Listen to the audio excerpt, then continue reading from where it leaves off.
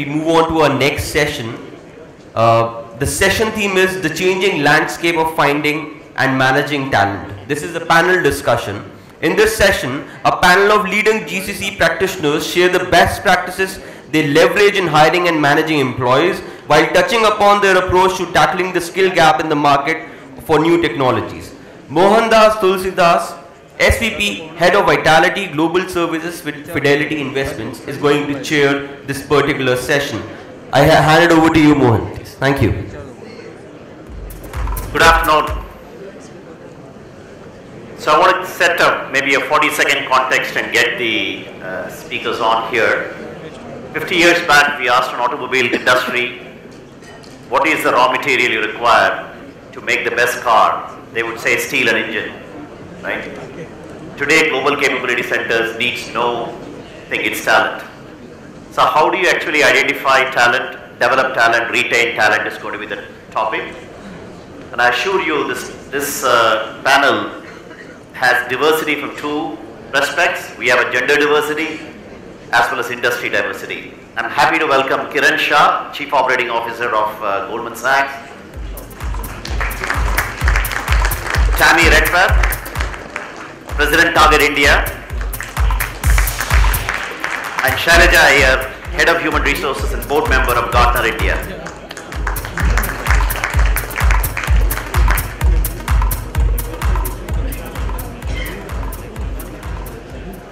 So what we will do in this panel is we'll break up the time that we have, which is about 39 minutes, but we will try and finish it in 35 minutes.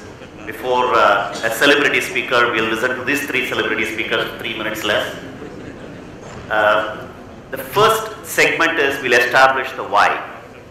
Why it's more important now than ever to attract and retain best talent. And the second part of the second segment will focus on some of the best practices with real life examples from your organizations. And the third segment is some of the success stories that you have seen in your company. And that's how we will move forward. In the second section, I will outsource the questioning mostly to you all, right? You would ask the question. So the first question, why the talent is so critical, especially as we make the transition from GIC to GCC, as the parent organizations are undergoing their transformation. Maybe we'll start with Tammy, go to Shailaja, Kiran. So good afternoon, everyone. You know, as I think about the why, I think for us at Target, the why is solving problems for Target to create value for our guests, right? So if we think about Target, a US-based retailer, really creating value for our guests in the US, and how we leverage the team here in India to really do that through innovation and speed. So I wanted to tell just a quick story about a new capability we have at Target. It is computer-generated imagery, otherwise known as CGI. And this is a new capability here out of India that has only been in existence for us for about 1 year. And it truly started with an idea here in India to think about how we create content, particularly for our e-commerce site, in more innovative, fast, inspiring ways for our guests. So traditional e-commerce content creation was photography for us, and that certainly had its limitations in terms of cost, in terms of the number of photographs we could take, etc. So we really looked at how do we build this capability here to create digital content for our guests. From there, we built a really strong business case and sort of what we describe as a location strategy with our US partners to look at what skills can we build here, what does the market look like, and in a very short period of time, I think it's maybe 4 months, we went out into the industry from gaming, animation, the film industry to look at the talent landscape.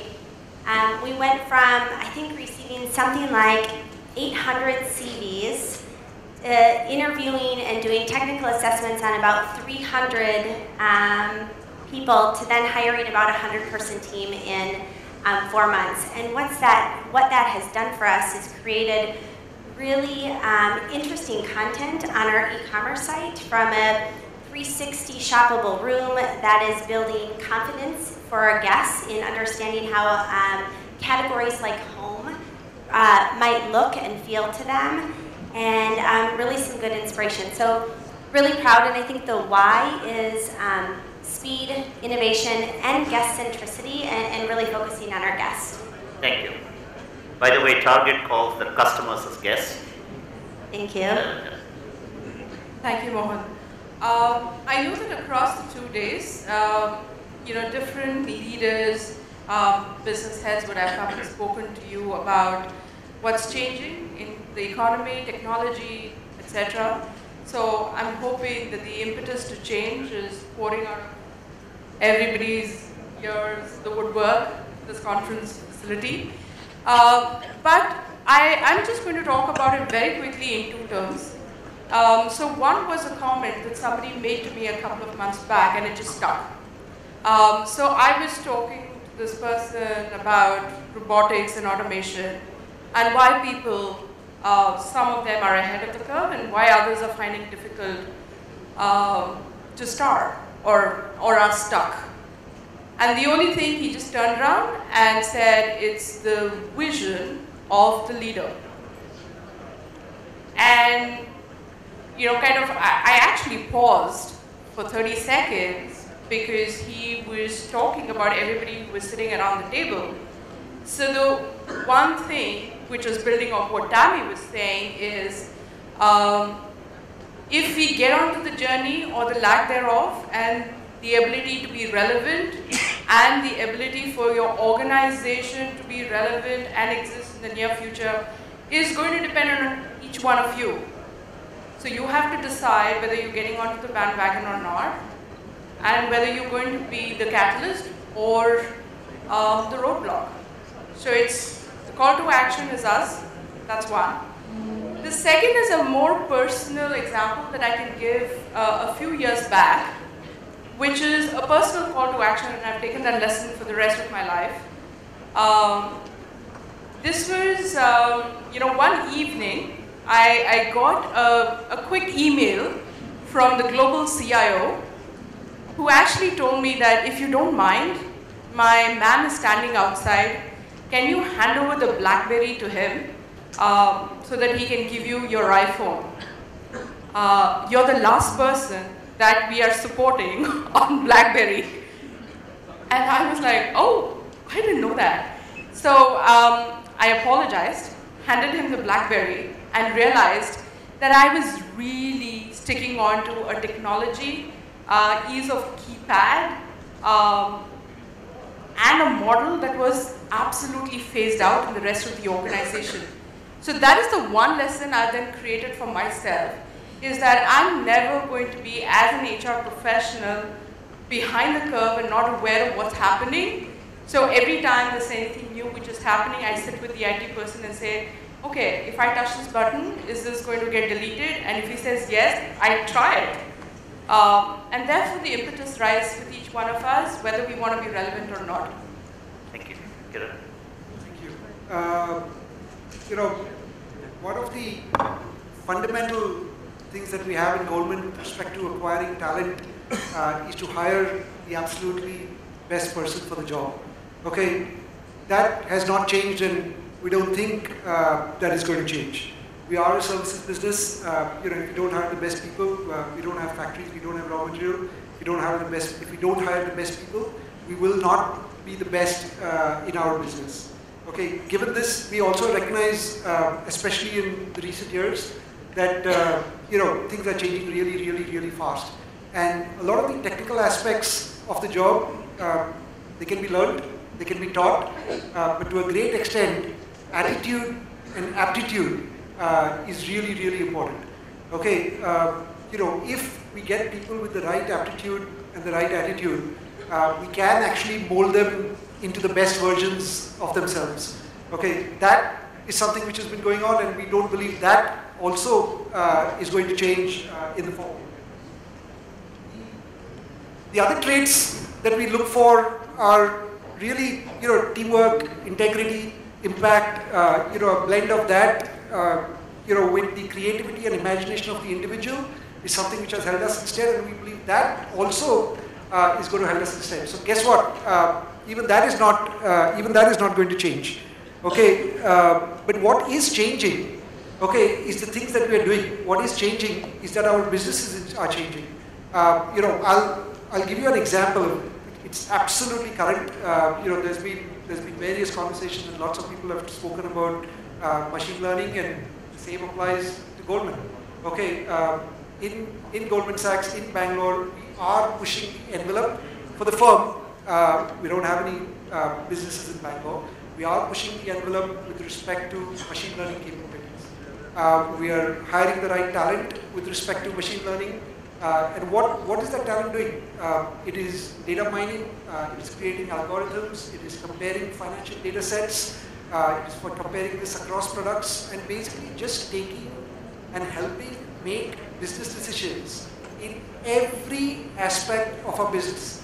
Okay, it was potentially more and more happening it was always happening on the trading side, but now it cuts across all of our businesses. It's cutting across all of our offices, and it's cutting across all of the client needs that we have. Why are we doing this? Answering the question in a very, very short way, it's just like it's always been. If we don't do it, we are going to fall behind. We are going to stop being relevant. We're going to stop being relevant to our clients. We're going to stop being relevant to our businesses. And it's just a question of your survival. There's nothing else to do. Thank you. So just to sum it up, I know you all gave different perspectives. I'm trying to bring it together. Tammy really outlined the why, being Target is undergoing change, and an example of a key skill built is computer-generated images, which has a direct impact on customers as the business goes more digital. Shailaja explained the personal journey of why. Before you even recruit top talent, which is required, I must know those technology skills. That was her why. And very clearly, Kiran said, we will hire the best irrespective of whichever functions that Goldman Sachs hires in. But today, that is on machine learning, because Goldman Sachs is heading towards more algorithmic company to serve its customers better. Right? So with that why established, I just wanted to take your view, Kiran, about some of the practices you've had in talent retention, talent acquisition, and how did you overcome challenges? In machine learning, you talked, you have some shortages. You can go anywhere with this question, whichever area you want to focus on. So let me talk about two things with respect to that.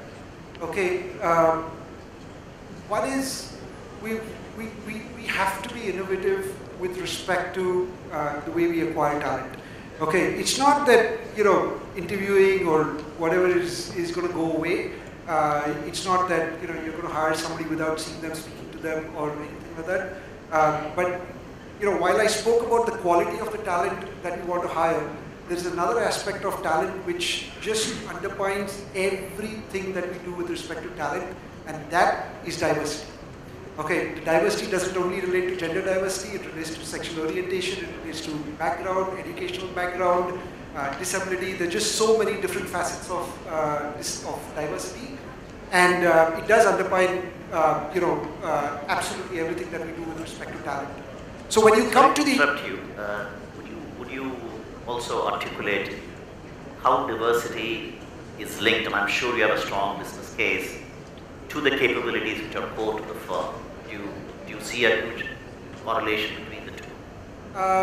I would again go back and link it a little bit up to what I said earlier.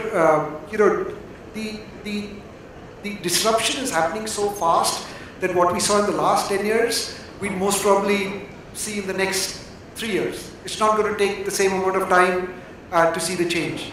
But hiring the best people, the aptitude, the attitude, it doesn't just sit in one section of the world. If we had just gone to the same 4 campuses for the last 10 years and hired people just from the same 4 campuses, we'd be a very different firm. We'd most probably be a failure if you ask me. Okay, so when you have that fundamental concept of that you want to hire the best person, it doesn't matter which gender. There are very good people of complete different genders, with sexual orientation, with every way that you look. Does it mean that, just because somebody is from the armed forces or has taken a career break and wants to return back to work, that they're not good or they're not the best person for the job. That's just not the way we think. So just we're taking it back to a macro level. I think the way I'd phrase the response to that is the whole idea of being relevant, being cutting edge, being in the front and in the sort of top in the industry. The best people are sitting all over the place, irrespective of where they come from or their backgrounds. That's a great framing. I'll turn it to Tammy. Any other thing that you want to index your response to in terms of talent hiring? Diversity, assuming it's covered. Yeah, so if I think about hiring, you know, I would agree with Kiran in it has to start with top talent and being really aligned on what skills you need, what competencies you need, and how you truly attract top talent.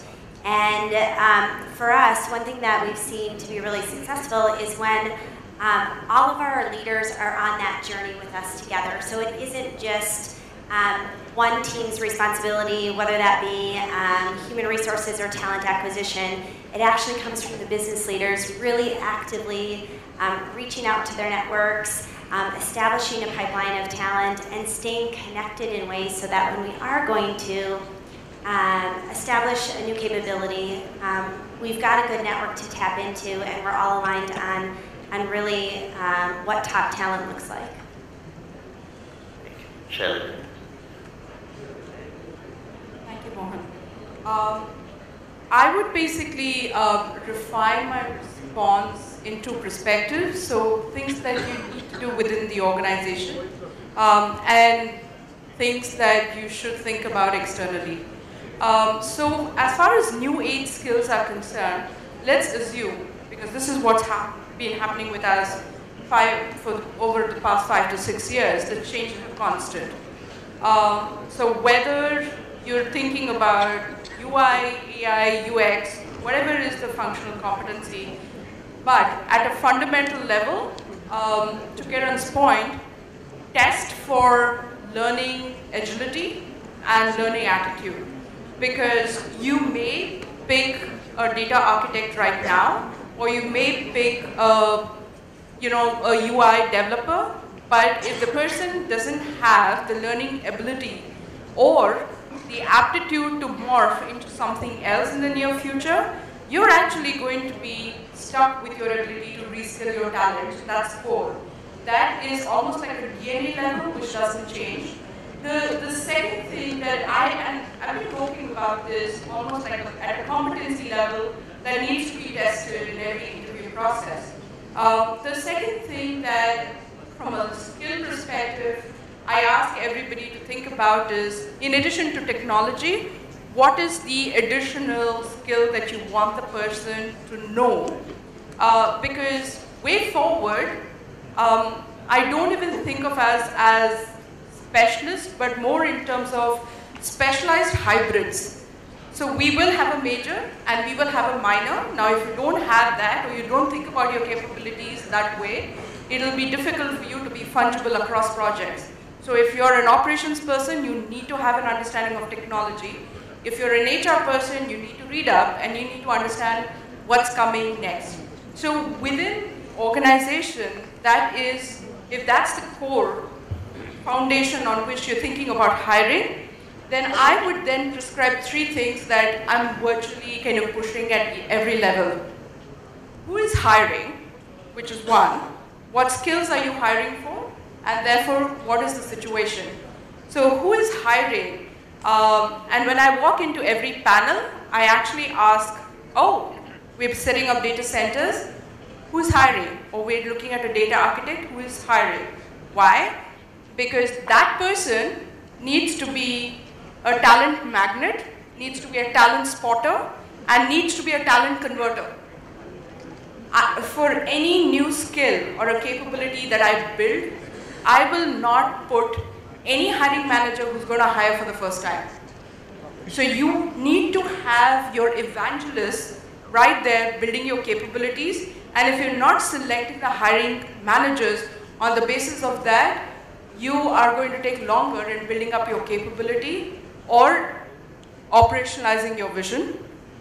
So when I talk about what skills, if you're hiring a data architect or a machine learning for now, then you're making a mistake. You have to hire for your vision of what you want the process to become, and over-hire for the position. Don't hire for now. So over-hire, sell the job, set it up in the way in which it can become, and get that person who's going to journey with you in getting there. And finally, from a situation perspective, is the person an executor or is the person an institutional builder? Those are the things that you have to think about when you think about hiring, and this is within the organization. And finally, once you have this framework very, very clear, when you execute against this framework, you need to have your touch points very targeted. You need to have cultivation events around architects. You need to have cultivation events around entrepreneurs, because if that's what you want, then you don't have the merchandisers, you don't have your job descriptions, you don't have any of your touch points actually customized to bring that person in. And I'll give you one last example.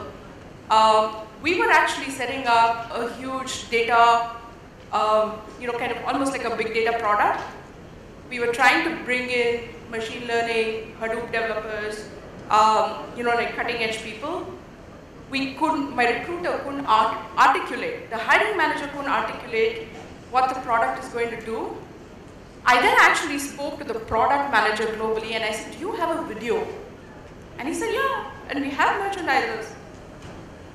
Along with the job description, we actually sent the video to everybody we wanted to talk to, and people responded. So if you're not ready for what you want to do, and if you're not including that in the way you merchandise, I think your approach is not going to be targeted enough. So you need to go back to the drawing board and really be clear about what are the outcomes that you want to achieve through that process. Thank you. So just sum it up, I noted that diversity is very important, especially this talent is available across the entire pool and we need to tap into the entire pool. Competency definition is extremely important, Tammy. And you said about learning agility and beautifully articulated the future-proofing, talent magnet recruiting, and then situationally whether it's an institutional builder or an execution specialist. With that, I'll open up to the floor for questions. You can keep the question brief and also let's keep the answer brief.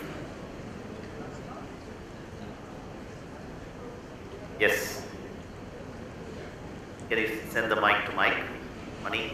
I have a question, a quick question. Okay. Mani, pass it next. Yes. Kiran spoke about attitude and aptitude being an important trait for a person to hire a top talent. So the question specific to this is, when you look at the talent and if you find him short of the professional requirement or that particular job requirement, but somehow you assess him to be damn good in attitude. So do you assess him on the scale of scalability, or do you still go with the technical requirement? So that's my question to you.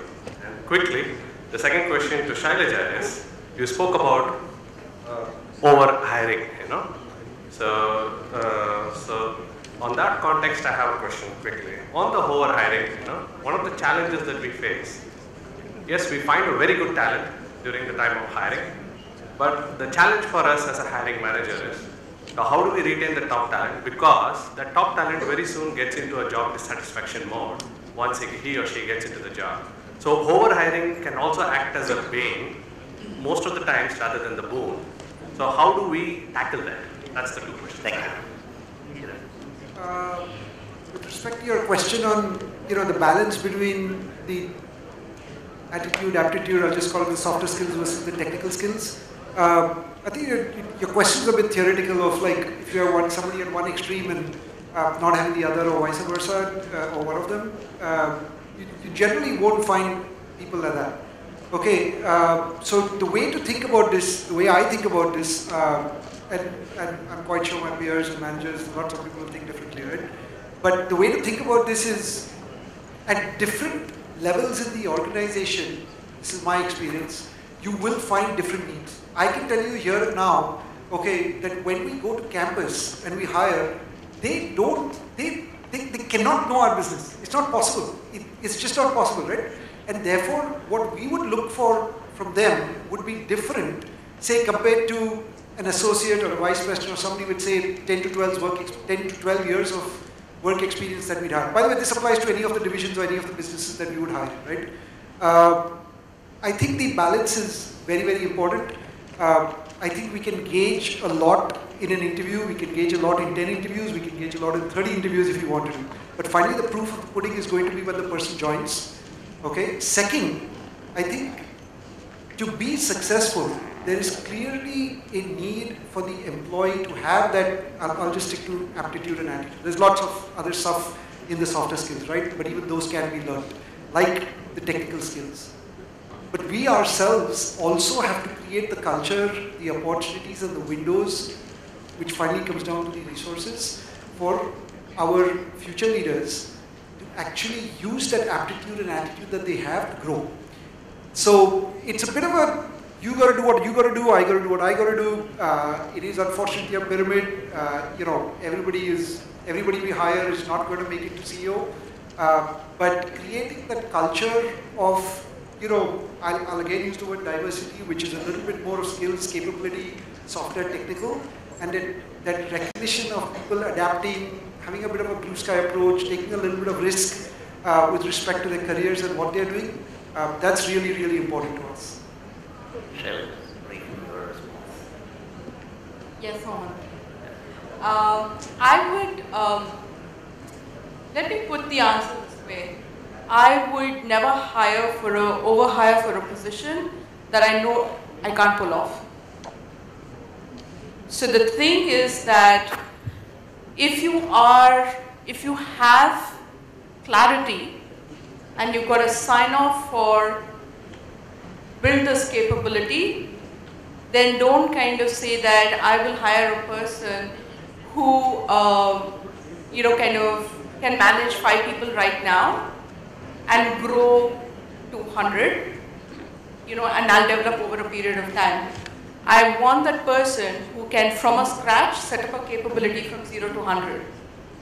So the point that I think that we need to be very clear about is that since we're all talking about new age skills and we're talking about building that journey, we need to, one, have that roadmap very clear in our mind and the leadership aligned to that roadmap.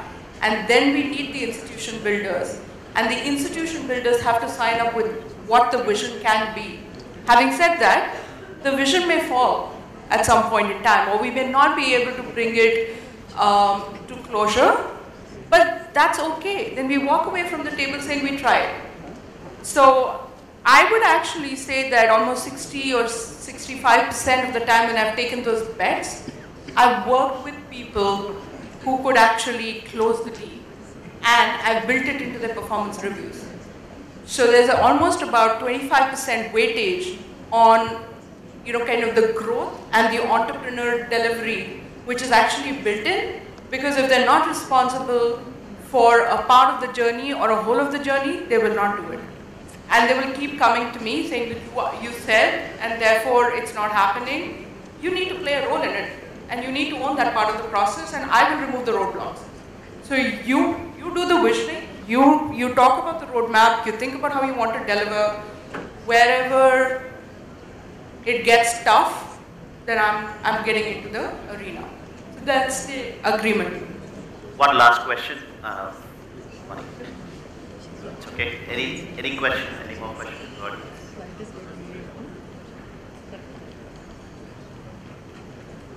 Yeah.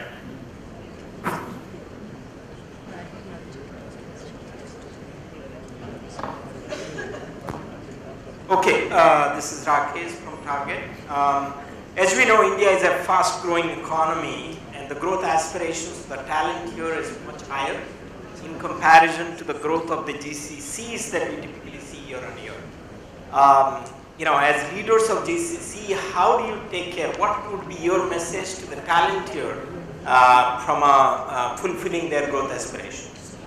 Could we direct it to Tammy? It could be Tammy, it could be Shailaja, it could be Mohan, you, anybody. Directing a question to Target. If I think about aspirations of talent here related to GCCs, you know, I think first and foremost, is having really meaningful work, right? So how do we have really meaningful work, big problems to solve on behalf of our companies, on behalf of our consumers or our guests? And then, I think this idea of what is growth and development. And I think growth and development today looks much different for the workforce than it did perhaps, 10 plus years ago, in that our team members are looking for experiences, and they want to be driven by purpose and impact. And so the more we can create a culture of continuous learning, growth and development, and experiences in really relevant ways to each of those individuals, right? So it certainly is not a one-size-fits-all. It's knowing your team, it's understanding where they want to grow and develop, what are their aspirations, what are their motivations, and then how do we help shape that together with them around the work that they do and the impact that they have for our businesses. Thank you very much. We have about 4 minutes, 30 seconds before we have to wrap up this panel. We got a signs which are pretty clear coming from Chetan. So I'm going to limit you all to about 90 seconds. Right? You can watch for 90 seconds yourself.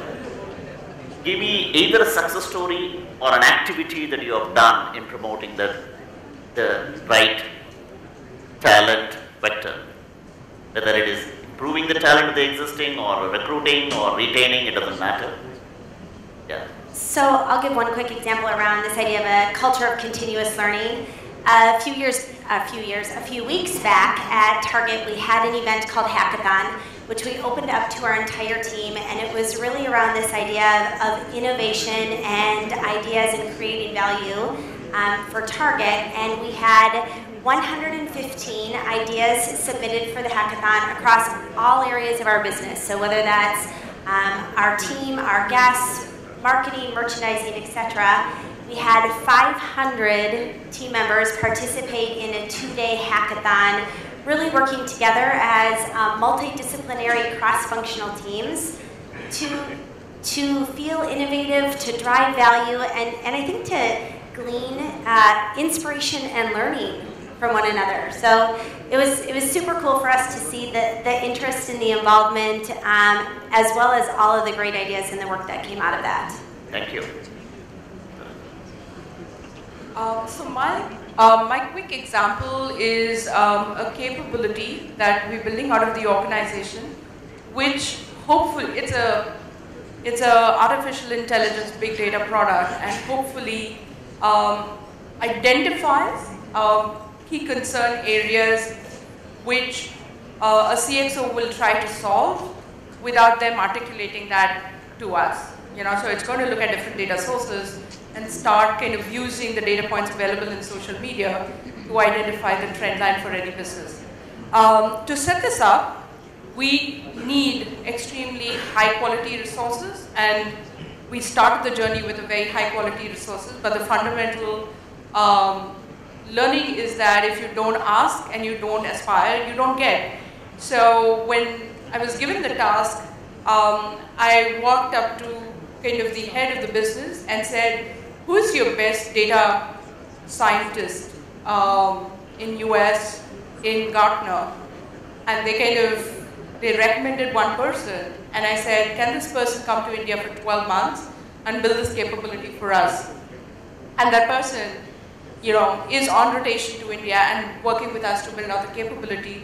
So it's about apprenticeship. It's about kind of taking bets on talent and using global talent to build that capability, and the person goes back at the end of a year-long rotation. But it is the kind of investment that we would do to build a capability out here. Thank you. Kiran. No pressure. Okay, 90 seconds. We have this cricketer coming. This guy's giving me a flashing sign. I made this whole long list in all of these 10 pages, but I obviously can't go through all of them. But listen, I'm going to apologize upfront there.